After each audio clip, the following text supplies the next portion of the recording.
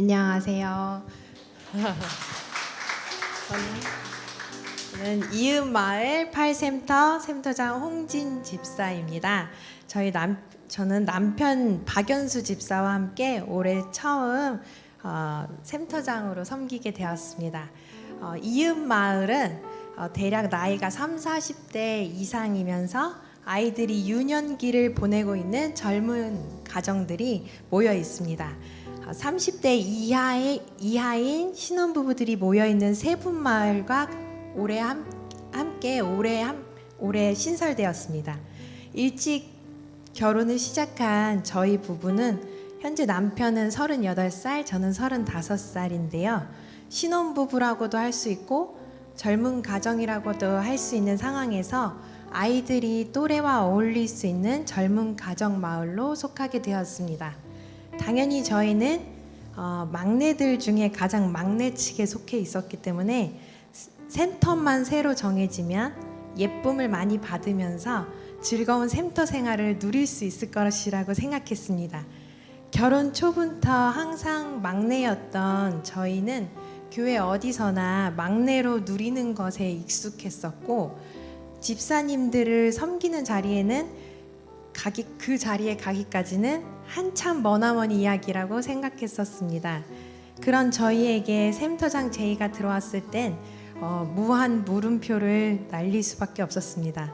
이 한 센터를 맡는다는 것은 쉽게 그만둘 수도 없고, 우리 형편도 넉넉하지도 않고, 또 분명 우리보다 더 나이 많으신 집사님들께 막내인 우리가 말씀을 제시하고 영적 멘토가 되어드려야 될 텐데 그 큰 일을 감당할 수 있는 자질이 있을까? 이런 물음표가 계속해서 달렸습니다. 하나님께서 저희를 이제 순종하게 하신 방법은 남편과 함께 이야기를 나누면서 서로의 입으로 고백하는 가운데 깨닫게 해주셨습니다. 저희는 돌아보니까 나이는 어리지만 사랑을 너무 많이 받았었고, 사실 하나님은 저희를 좀 더 일찍 내보내시기 위해 사랑을 일찍 받게 하신 건 아닐까? 제일 먼저 일을 시작한 포도밭의 일꾼이 우리가 아닐까? 이런 생각으로 센터장을 맡게 되었습니다. 저희 센터는 남편들이 교회에서 특별한 활동을 하지 않고 예배만 드리는 가정들이 대부분이었고, 한 가정이 남편이 교회에 나오지 않고 있었습니다. 첫 모임은 특별 새벽 부흥의 첫 주를 마치고 모였습니다. 첫 시작은 저희까지 이제 6가정, 어른 11명, 아이 11명으로 시작했는데요. 밥을 가장 중요하게 생각하는 저희 남편은 직접 간장 제육볶음을 만들어서 프라미스 식당밥과 함께 대접을 하며 시작을 했습니다. 그리고 저는 특세의 은혜를 나누고 집사님들의 이야기를 들어드리는 역할을 했습니다. 저희 부부가 섬길 수 있는 최선의 방법으로 시작을 했던 것 같습니다. 센터원들이 배정되면서 저희가 감당하는 방법은 기도뿐이었습니다. 특세 내내 매일 센터원들의 이름 하나하나 불러가며 기도했고, 그중 처음으로 불리는 센터원은 남편이 믿지 않는 가정이었습니다. 아이들이 프리스쿨부터 LCS까지 보내면서 교회에 나오시긴 했는데 믿음이 약하신 여집사님과 교회에 나오지 않는 그 남편을 위해 더욱 간절하게 기도했습니다. 이음마을 특송을 한 날 신혼부부 젊은 가정을 위해 아빠와 함께하는 보물찾기라는 이벤트를 준비해 주셨었습니다. 저희 센터 가정들도 참석했었고, 그 남편을 믿지 않는 가정은 엄마와 함께 보물을 찾는 시간을 가졌는데요. 그 보물찾기 1등 선물이 한우였습니다. 무려 한우를 우리 8센터에 남편이 교회 나오지 않는 그 가정의 자녀가 받게 되었습니다. 참 좋으신 하나님. 그래서 집도 경기도 광주였고요.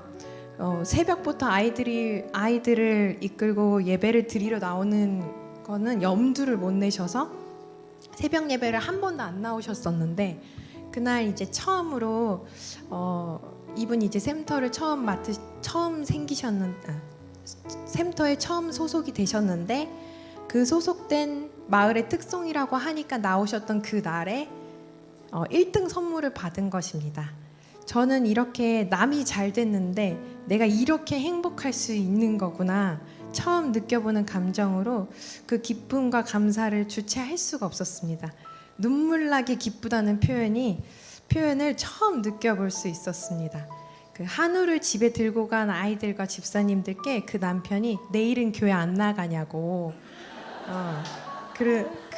그렇게 했다는 그 카톡 한 문장도 저는 너무 감사했고, 또 이 가정을 아는 다른 샘터장 분들이 함께 너무 기뻐해 주셨던 것도 오래 기억에 남을 것 같습니다.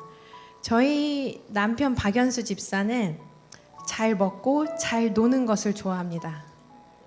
또 그 계획을 함께 세우고 함께 준비하는 것을 좋아합니다.